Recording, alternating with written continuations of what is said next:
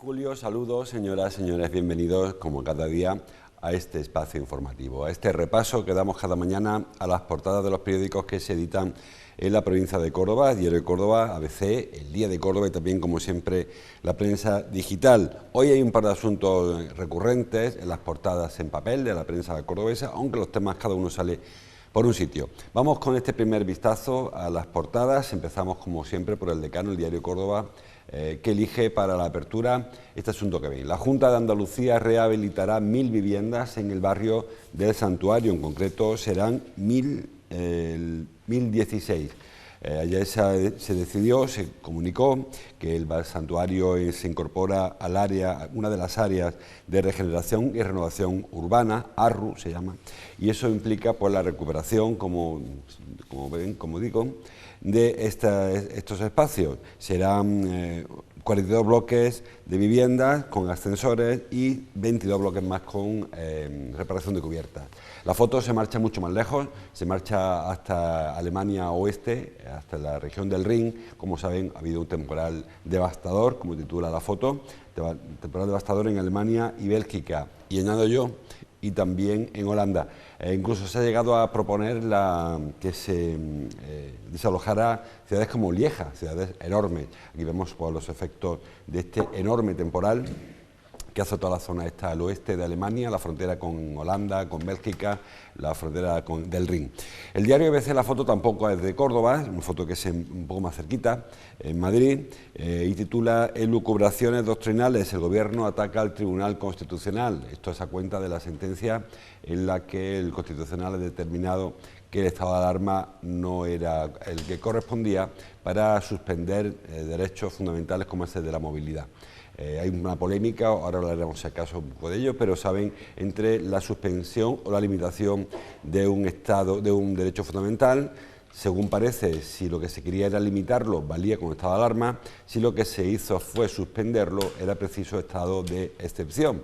Bueno, pues dice el presidente del gobierno, o el gobierno en general, que esas elucubraciones doctrinales pues no correspondían a un órgano estatal o de Estado, como es el Constitucional. También habla en este asunto, en esta portada del asunto de los bloques en el santuario. La Junta impulsa un programa para rehabilitar más de 1000 viviendas en la Fuensanta. Como decimos, no es un programa, es tanto del área de recuperación, de regeneración y renovación, y es el barrio del santuario más que la Fuensanta.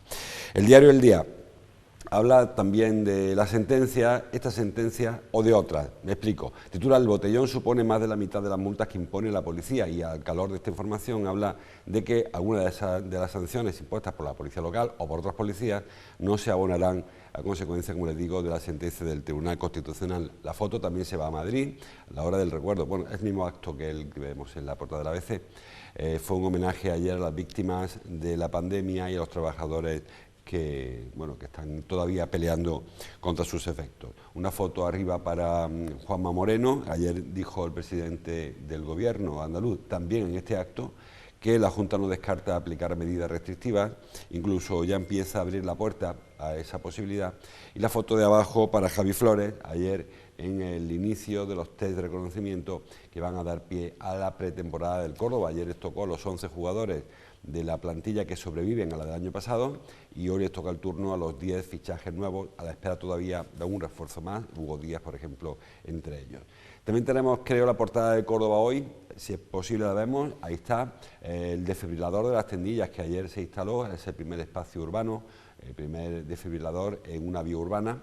Se ubicó Las Tendillas, luego hablamos con Yolanda de este tema, sobre todo de ese anuncio que se hizo de que los trabajadores de la zona les enseñarán cómo manejar este artefacto. También habla en la portada de que Córdoba sigue aumentando sus contagios, pero que llevamos 9 o 10 días, también ahora puntualizamos, sin notificar fallecimientos, que no significa que no haya fallecimientos, sino que se han notificado. De hecho, no ha habido ningún fallecimiento en el mes de julio, en los 16 días de julio, los 15 días de julio, los notificados corresponden a meses anteriores.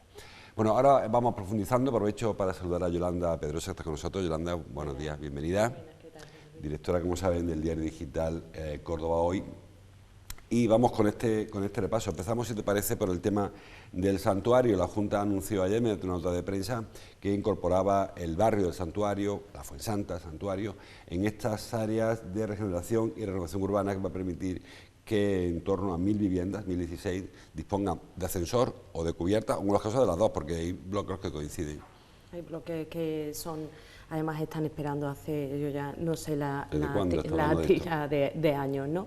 Y que evidentemente están en una situación muy lamentable, sobre todo la situación, porque los edificios, bueno, se habrán ido manteniendo, los que necesitan también el cambio de cubierta, pues están en peor situación, pero el principal problema de esto es la cantidad de gente que está encerrada en su casa, ¿no? Gente mayor que además el cronómetro va pasando, ¿no? Y el tiempo va pasando y para ellos es un mundo, ¿no? Poder salir a comprar el pan o a hacer cualquier otra actividad, por sencilla que sea, porque les supone un mundo, ¿no? Tener que salir de su casa.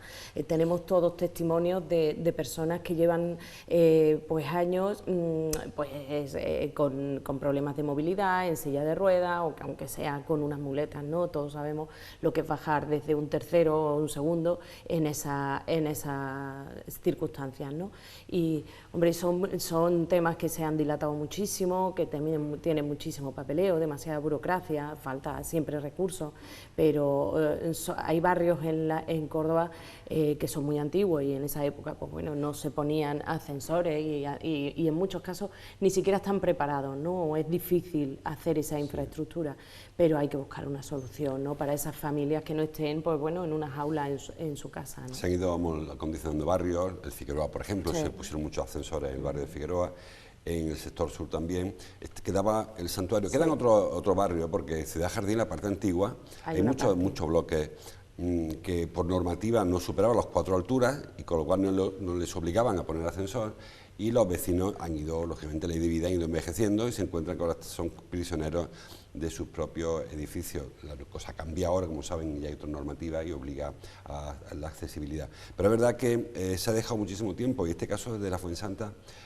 no sé cómo queda el tema del dinero, porque recuerdo que en otros programas anteriores había que pagar una parte de los propietarios, había que pagar comunidades que no pudieron afrontar el gasto, y muchos de ellos se han ido arrastrando seguido, el tema enconando, hasta que parece que por fin una solución, porque son 4 millones de euros prácticamente, que los pone la Junta al 75%, con la aportación del Ministerio, y la otra parte creo que es el Ayuntamiento que lo pone, Incorsa. Evidentemente un problema gordo es la financiación de estas obras, porque en muchos casos, lo que decíamos, son edificios que no estaban preparados para tener un ascensor, y entonces la obra que se tiene que hacer es pues muy faraónica en algunos casos para poder conseguirlo, que lo tengan y poder adaptarlo.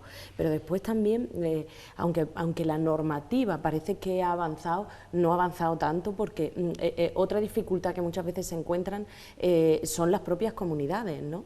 La propia ley de propiedad horizontal, que a veces que te da, creo que es mayoría, yo he pasado por esa situación, ¿no? Es mayoría más uno o algo así, sobre lo que tienes que conseguir de aprobación de la comunidad, y no siempre se consigue. Pero es por el dinero, no es porque le molesta ni de un ascensor, fundamentalmente es porque claro, por el tema, exacto, es por el tema bueno, pues siempre hay ya opiniones para todo el público, el ruido, la luz, que no sé qué, en fin, que en las comunidades se producen una cantidad de casuísticas que a veces ni entienden, ¿no? Porque siempre debe primar pues el derecho de una persona a su propia movilidad personal y a poder salir de su casa frente a cualquier otra historia, ¿no? Pero sí es verdad que a veces las propias comunidades, por los temas de las derramas, también pues bueno, esto se dilata mucho en el tiempo, ¿no? Bueno, y son proyectos que hay barrios muy envejecidos y que tenemos hay que darle a eso un empujón, y un empujón rápido, ¿no? Porque muchas de esas personas lo necesitan ya, no pueden esperar como algunos llevan años y años, ¿no? Esperando salir de sus casas. Pues para toda Andalucía serán 45 millones de euros, son 3.000 y pico viviendas. En el caso de Córdoba son 42 bloques, como decimos, en ascensor en 42 bloques, y en otros 22 bloques se van a instalar, o en otros, o lo mismo, no está claro que sean distintos. 22 bloques será reparación de cubiertas, total 3.900.000 y pico euros los que va a costar esta actuación. Seguimos avanzando, sí. Hablando del tema de las multas, titula el diario El Día: el botellón supone más de la mitad de las multas que pone la policía.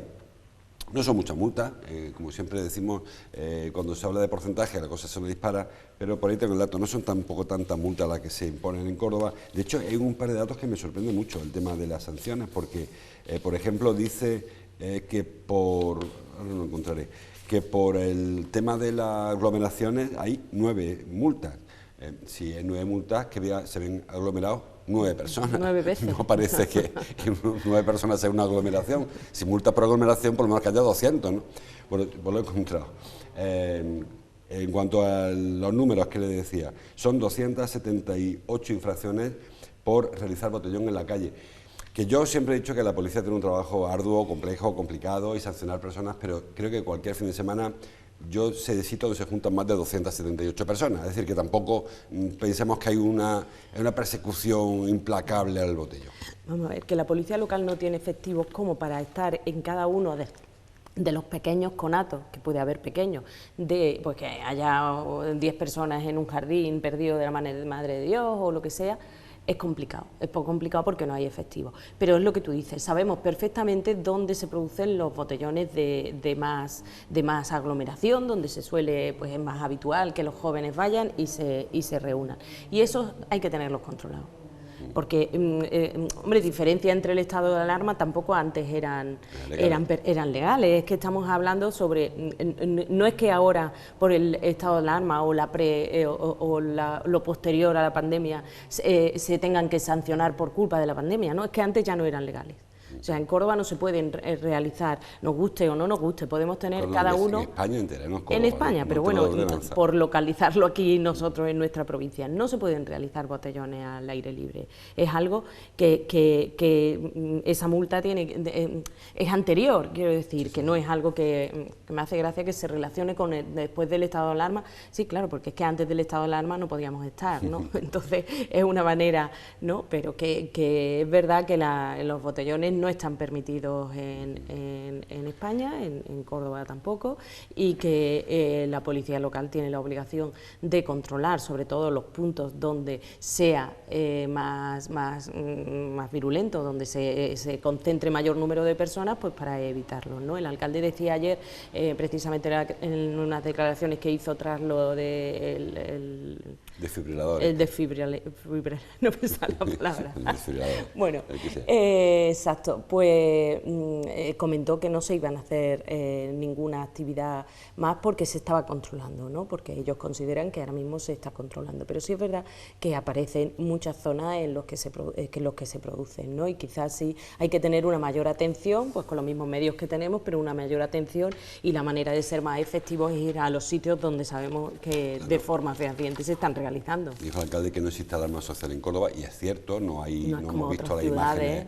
que hemos visto en Sevilla o en Madrid o en Barcelona o en Málaga, donde hay auténticas multitudes, pero bueno, como digo, 273 sanciones desde el 9 de mayo son pocas sanciones. Es decir, que tampoco vamos a presumir de que la policía local vaya persiguiendo y acabando con el botellón, porque no se puede hacer.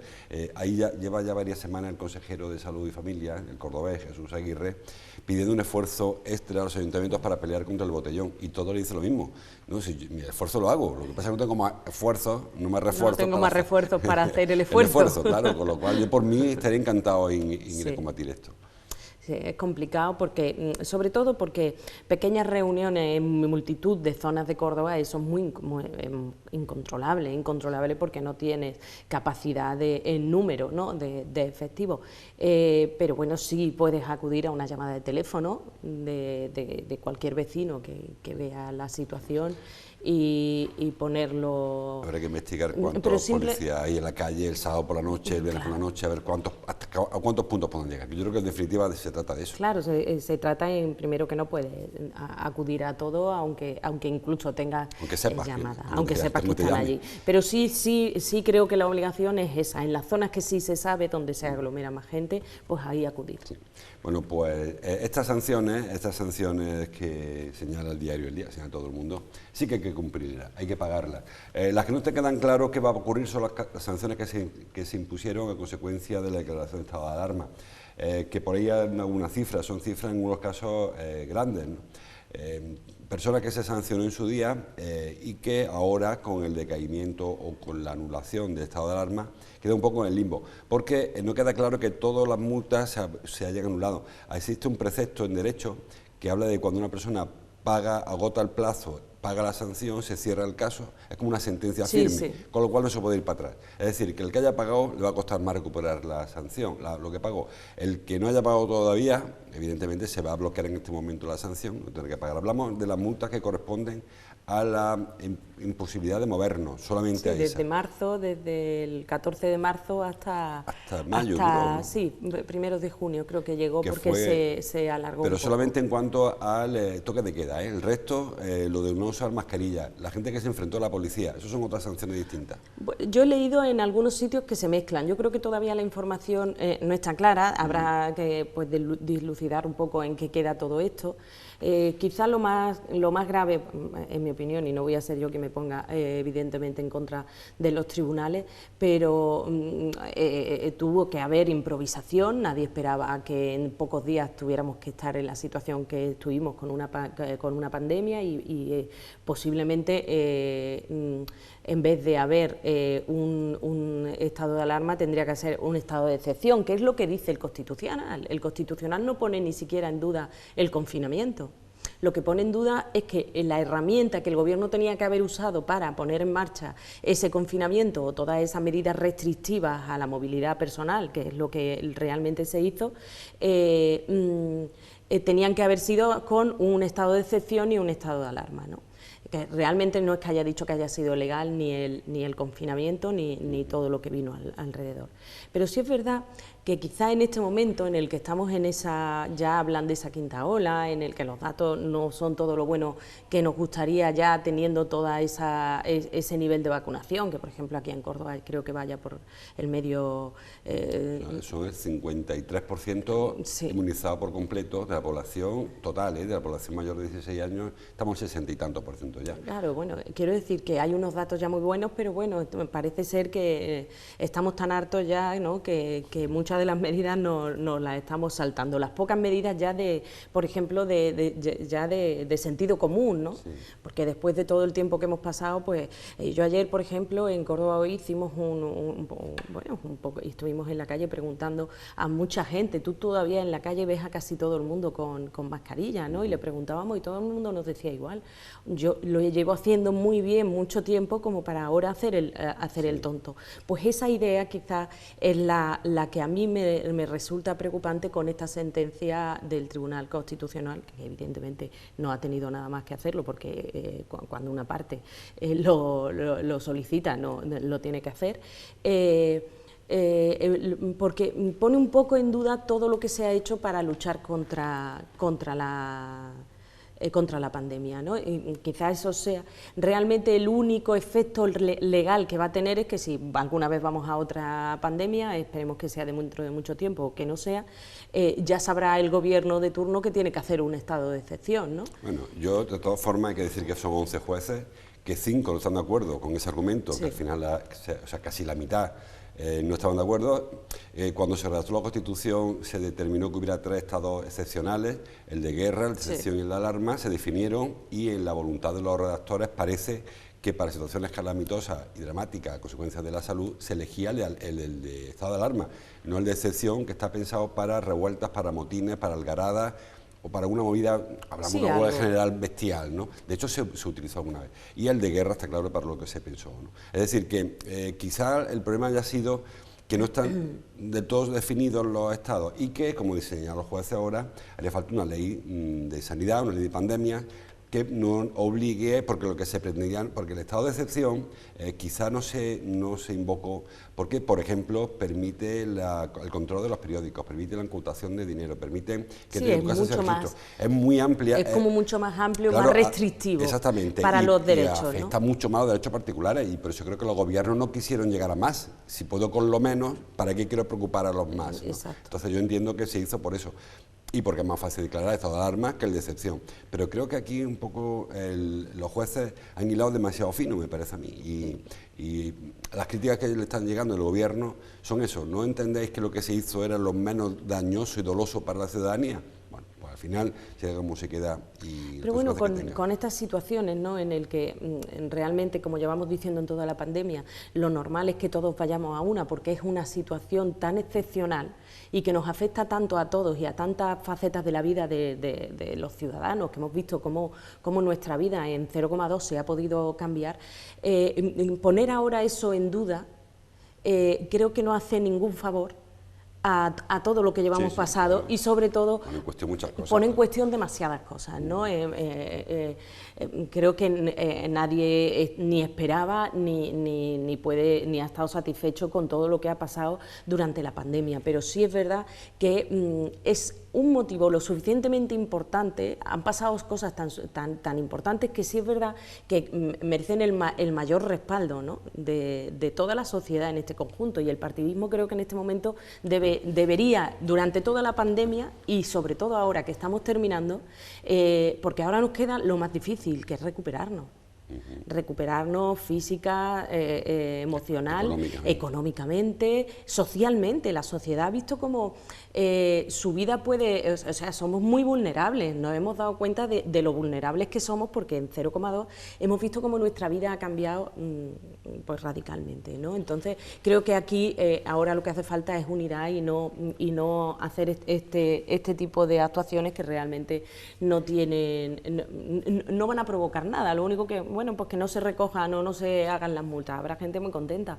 pero no olvidemos que la gente que se le puso multas es porque estaba poniendo en peligro pues la salud y la vida de otros ciudadanos, o sea, no podemos quitar eso. Va a ser complicado, no de acuerdo, porque no se han puesto de acuerdo entre 11, han quedado 6 a 5, calcula entre 47 millones de personas. Hablando de juzgado, traen hoy todos los periódicos la reacción del obispo ayer ante la ley de patrimonio. Ayer se le preguntó al obispo de la diócesis de Córdoba, a Demetrio Fernández, qué le parecía la ley de patrimonio. Respondió lo que todos sospechábamos, que le parecía muy mal y que va a recurrirla. Por ejemplo, el diario ABC titula: "El obispado y el cabildo alegan contra la ley de patrimonio de Sánchez", no de patrimonio de Sánchez, sino la ley que está promoviendo el gobierno de Pedro Sánchez. El obispo asegura que esta es una ley que es expropiadora, que va a expropiar los bienes de la Iglesia. Yo la ley no la conozco todavía porque está en fase de anteproyecto. Conocemos algún argumento que te va apareciendo. Lo que la ley propone es la creación de patronatos que gestionen los monumentos patrimonio de la humanidad de la UNESCO. No es contra la Iglesia, también va a afectar a la Alhambra, también va a afectar a Medina Zahara, va a afectar también a la fiesta de los patios, va a afectar al casco histórico de Córdoba, entre otros muchos edificios, al casco histórico de Baeza, de Úbeda. Es decir, que no es que sea contra la Iglesia católica ni contra la mezquita, pero es verdad que el obispo se lo tomó muy personal, muy en lo personal, y habló de eso, de que te van a quitar de un tirón todo lo tuyo, una cosa como si fuera... Sí, yo creo que usó calificativos de los que estamos acostumbrados quizá en el obispo en determinados temas, pero que estaban totalmente fuera de lugar, como no, que eran leyes propias de un sistema dictatorial, ¿no? O sea, ahí yo creo que es pasarse un poco, ¿no? Aquí hay dos temas. Uno es que evidentemente las competencias en este tipo de temas a día de hoy las tienen las comunidades autónomas, y sí es verdad que muchos ayuntamientos, incluso la Junta de Andalucía ha dicho pues que es una invasión de competencias, y después podemos ir a la otra parte. Yo me pasa como a ti, no conozco todavía la ley. A mí ni a nadie, porque no. Exacto, no, que tampoco entiendo exactamente qué alcance tiene la ley, ¿no? sabemos cosas muy puntuales y que vamos entresacando, ¿no? Una coordinación que puede hacer, pues puede eso provocar que haya más financiación, por ejemplo, de determinados monumentos, pues para su restauración, mantenimiento. Pues mira, si eso es así, bienvenido sea, ¿no? Si eso hace que estén mejor gestionados o que podamos conseguir, por ejemplo, en el asunto de la mezquita catedral, ¿no? que tenemos pues una serie de elementos en los que es muy difícil a lo mejor pues, gestionar un monumento que es patrimonio y que además debe ser de todos, ¿no? Y a día de hoy, pues bueno, por argucias legales están en manos de la Iglesia, ¿no? Yo, desde luego, desde mi punto de vista, determinadas cosas, determinados monumentos y determinadas infraestructuras de la ciudad o de España en general deberían estar en manos públicas. En este caso, lo que propone la ley es que se cree unos patronatos, como le digo. Bueno, primero, lo que de gestión compartida, que no, claro, no suena tan mal la música. Lo que dice la ley es que en los monumentos que son patrimonio mundial de la UNESCO pasarán a una categoría nueva, que sea patrimonio mundial en España, y esos estarán gestionados por un patronato del que formarán parte el Gobierno Central, el Ministerio de Cultura, la Junta de Andalucía correspondiente, el Ayuntamiento correspondiente. Exacto. Y el propietario, si lo hubiere. En el caso de Medina Zahara no hay propietario, a la propia Junta. En el caso de la Catedral de Burgos, pues la Diócesis de Burgos, que estará representado allí.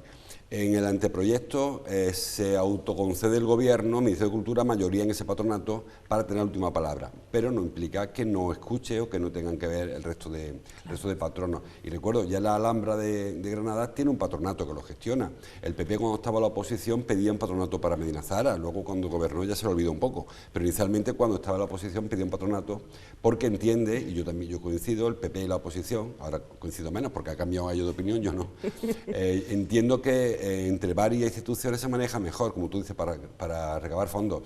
No es lo mismo la gestión que hace un patronato que una institución. Se acaba con el politiqueo. Creo que no es mala idea lo de los patronatos.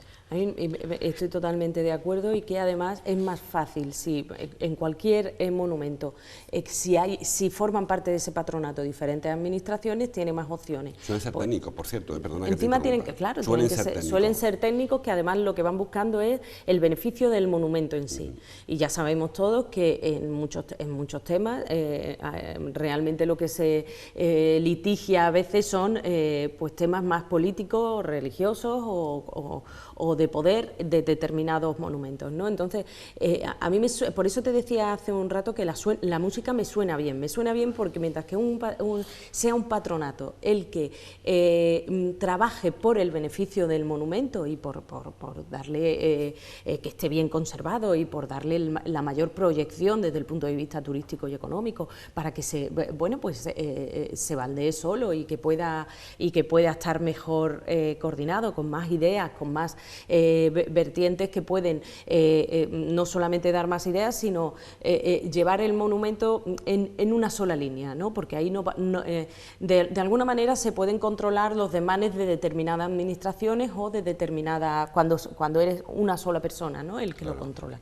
Y si es, desde luego, en cuanto a un propietario particular, pues evidentemente también, porque no tiene los mismos objetivos un propietario en particular que cuando es una administración que tiene que tener pues sobre la mesa unos valores públicos y unos valores de garantismo que no lo tiene por qué tener un propietario particular. Con lo que habrá que verlo. Yo entiendo que patalén, ¿no? Cuando tú tienes algo y te lo quieres quitar, pues bueno, oye, esto no es verdad que las competencias son autonómicas, en fin, todo eso habrá que verlo un poco en qué queda y desde luego hacerlo lo que sea mejor. Según el obispo han presentado el plazo acaba el lunes, dijo el obispo que en mitad de las vacaciones, en las mías no, si la de tampoco. Sí, el plazo lo han puesto corto y en vacaciones acaba el lunes, presentó un alegato, dice él, un alegato largo, un minucioso, artículo por artículo, en los que intentan desmontar esta ley o este anteproyecto, que luego será proyecto, que irá al Parlamento, que se volverá a presentar enmiendas, que se aprobará como se apruebe, y llegará luego... Sí, que le queda camino, le queda mucho camino. De hecho, el PSOE, el líder del socialismo andaluz, Juan Espada, ya ha dicho que no le gusta el texto, que no va a consentir de Andalucía que se invadan competencias. Es decir, que le queda recorrido y a ver cómo queda el texto una vez que pase por las Cortes. Estamos fuera de tiempo, muy rápidamente. Hay un par de asuntos en materia deportiva que ya los tocamos en otro momento. Ayer volvió al entrenamiento del Córdoba, volvió a los reconocimientos médicos, hoy concluye, el lunes empieza a entrenar y hoy a las 12, rueda de prensa de Germán, Crespo y Juanito, hablaremos de ello en el informativo de esta noche. Y el tema de la vacuna, solamente muy de pincelada, dice el diario Córdoba: la vacunación reduce un 97% los datos de mortalidad. Yo todos los días insisto y no me canso de decirlo, la vacuna es el único freno a la pandemia. Todos los días hablamos de contagios, todos hablamos de hospitalizaciones, hablamos de la trifulca política y yo insisto en que hay que vacunarse y cuanto antes nos vacunemos, antes acabaremos con esta película. Totalmente, que hay que vacunarse, que mientras la población y sobre todo en los puntos donde, claro, ahora donde más se producen más contagios es la gente más joven, que es la que no está vacunada.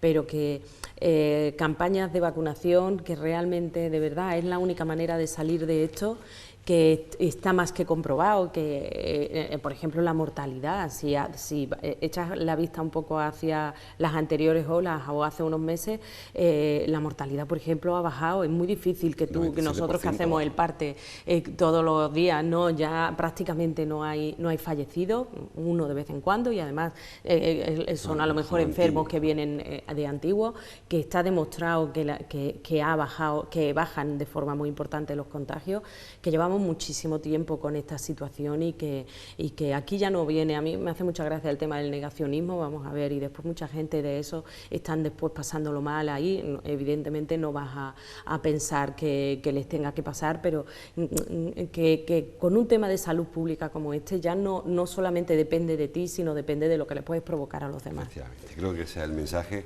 y por eso siempre insistimos en la necesidad de que nos vacunemos, que acudamos a los puntos. Hay muchas personas que aún tienen pendiente la vacuna, ayer y otro día, me da miedo el efecto secundario. Yo conozco a personas que han dado efectos secundarios, pero conozco muchas más personas que no le ha dado.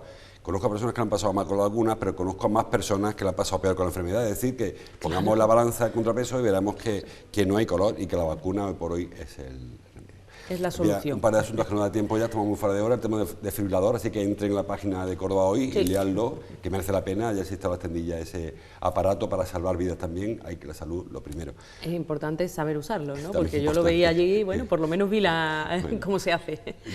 Como le decía antes, van a formar a los empleados de la zona, a ver cómo se maneja la de fuera. Sí. Yo eso me da un poco de miedo, a alguien se le va la mano y en vez de salvarte te deja frito. Bueno. Gracias Yolanda por tu visita, te espero el viernes que viene y a ustedes también les espero ya el lunes. Como siempre, más información en la prensa, en la radio, en la televisión, en internet, bajen al kiosco. Hasta el lunes, como siempre, gracias por su atención.